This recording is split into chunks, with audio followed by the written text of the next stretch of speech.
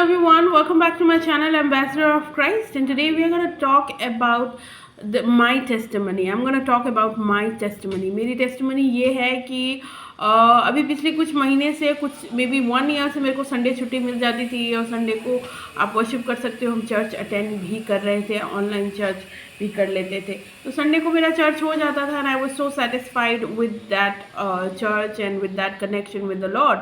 लेकिन अभी 1 महीने से ये डिसाइड हुआ कि यू कैन नॉट गेट छुट्टी, तुम्हें छुट्टी संडे को नहीं मिलेगी because you are not in charge, you are not someone you know on a high authority so that you will get छुट्टी, तो तुम्हें छुट्टी नहीं मिलेगी. तो बेसिकली 3 हफ्ते से हमने ठीक से चर्च अटेंड नहीं किया. ऐसे शैतान ने सोचा था, इसलिए उसने हमारी छुट्टी बंद करा दी, क्योंकि वो नहीं चाहता कि हम यीशु मसीह के साथ रहें और नहीं चाहता हम यीशु मसीह के साथ टाइम बिताएं, क्योंकि उससे तो डर लगता है ना. उसे अपनी फ्यूचर के बारे में सब कुछ पता है कि उससे क्या होने वाला है, और उसको मेरी फ्यूचर के बारे में भी पता है कि मेरे साथ क्या होगा when we walk with the Lord. जब हम परमेश्वर की आत्मा में चलते हैं तो हमारे साथ क्या होता है.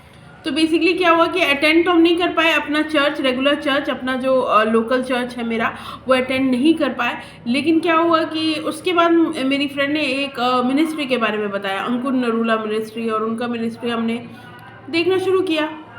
तो क्या हुआ कि जब हम चर्च अटेंड कर नहीं पा रहे थे, जो ये 1-1.5 घंटे का चर्च होता था वो अटेंड नहीं कर पा रहे थे, तो हमने सोचा कि let's watch Ankur Narula ministry.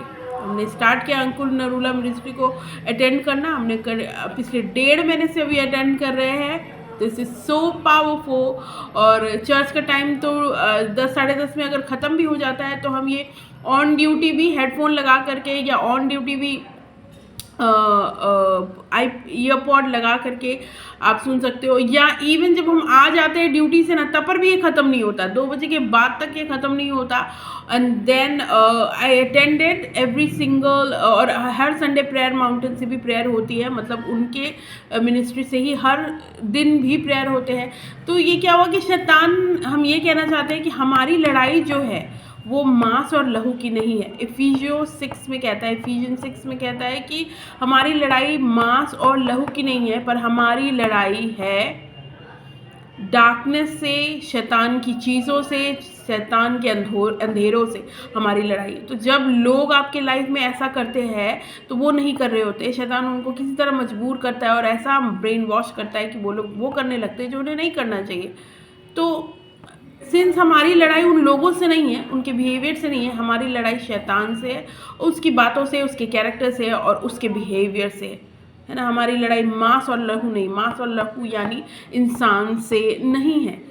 तो शैतान ने चाहा कि हम प्रेयर अटेंड ना करें और संडे को वो ड्यूटी लगा दे, लेकिन भैया परमेश्वर ने अपना काम किया.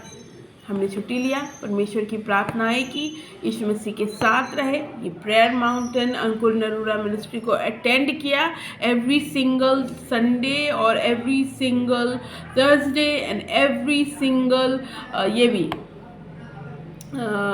Every single day.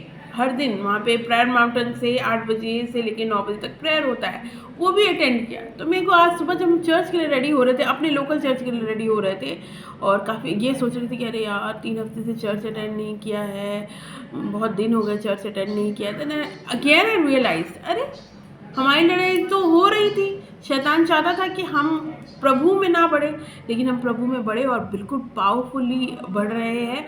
परमेश्वर का आत्मा हमेशा मेरे ऊपर रहता है. परमेश्वर का आत्मा हमें बताता है, हमें एंजाइटी नहीं देता, लेकिन वो मेरे को बहुत काम और कलेक्टिव रखता है. तो शैतान जो भी करना है कर ले भैया. जब आप चलने लगते हो ना यीशु मसीह में, और 3 साल ऐसे अगर आपने चल लिया, 3 साल अगर आपकी हो गई यीशु मसीह में, और शैतान आपको डुबाता रहा, टेम्पटेशन लाता रहा, और आपने लड़ ली शैतान से, तो भैया समझ लो you are on the way to the Lord, you are on the way to Jesus. और तब शैतान आपको टेम्प्ट करके या वापस नहीं ला सकता, अब अगर आप जेन्युइन बिलीवर इन क्राइस्ट है.